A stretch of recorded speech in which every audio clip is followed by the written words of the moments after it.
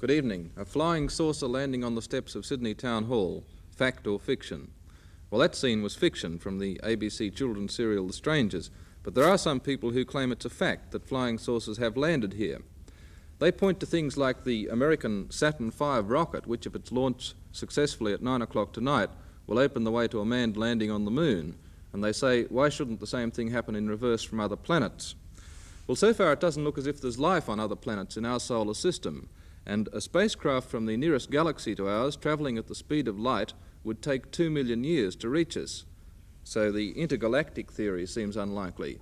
Nevertheless, reports of unidentified flying objects, UFOs, continue, and they're not completely ignored by officials. The British House of Commons has just been assured that lights seen over southern England were the planet Venus and not men from Mars. Australia too has societies which report these phenomena, and they claim to have sighted 120 UFOs this year. Here's Frank Bennett. Just a moment. I'm sorry. Yes. Well, Frank Bennett's delayed in the outer limits, but he's going to be with us in just a minute. Flying saucers, where do they come from? This is the title of a recent book on the subject of UFOs, or unidentified flying objects. And the author is Sydney businessman Mr. Richard Tamling, who claims to have had several sightings of UFOs. Mr. Tambling was an RAF photographer and an expert in aircraft recognition. Now, in the preface of this book, Mr. Tambling, you say that now that the existence of UFOs is gaining widespread acceptance, the question is, where do they come from? But my question to you is, are you sure that the existence of these things is gaining widespread recognition? They've been around for 20 years now in this present phase. I think that if we haven't learnt of their presence by now, in 20 years, that we're the one that needs questioning.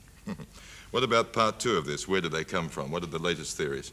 I've researched quite deeply into this, and my solution is that they come from everywhere in space. This galaxy, other galaxies, everywhere except Earth. You mentioned other galaxies. One American physics professor has said that if they do come from other galaxies, they would have taken 2 million years to get here. What about that? Well, this professor hasn't heard of teleportation yet. You know, teleportation was a wild idea, but it is already a line of scientific research in America. What does it mean? It's the transmission of matter from one point to another without any physical medium. So there's no travelling at the speed of light or any other speed? No, it's like our image on TV tonight. We're here, our image is transported somewhere else. In fact, with teleportation, we would be transported elsewhere. Sounds an interesting theory anyway. If that's so, that certainly makes us Earth people rather backward, doesn't it? Yes, I think it does. I think we have a long way to go before we ever can dream of these standards. Mr. Tamling, let's look at some of the examples of UFO shapes that have come into you. There are many shapes. I've numbered 171. I think 136 appear in the book. Some are weird and wonderful, some are interesting, some are a way out. There's a block there, like a child's block. Weird shapes. Surely some of them must be wildly wrong. There's such a variety of them. Well, very few people get a chance to photograph a UFO or a flying saucer, and a sketch is the only way of representing it. Well, you talk about photographs. You do have some from your book here. What's this one? This is taken by Paul Villa at Albuquerque, New Mexico. The saucer was quite low. He was prepared beforehand by a warning, and he was there with camera on hand to take this. This might sound weird, but he has done this on 2 occasions. A close-up of the same saucer in a slightly different position. The windows that would appear to be around the rim are not windows at all. There's no windows visible in this photograph. This is something that only shows in our atmosphere, apparently, according to Paul Villa. This is Paris. UFOs over Paris. The Eiffel Tower on the right-hand side there. I don't know much about the photograph, except it's claimed to be genuine. Paul Villa again. Bernalillo, New Mexico. This saucer was claimed to come from Como Berenices, 400 light years away. This is the Trinidad saucer or object. This photograph has been under scrutiny by American scientists for a long time and has been proved genuine.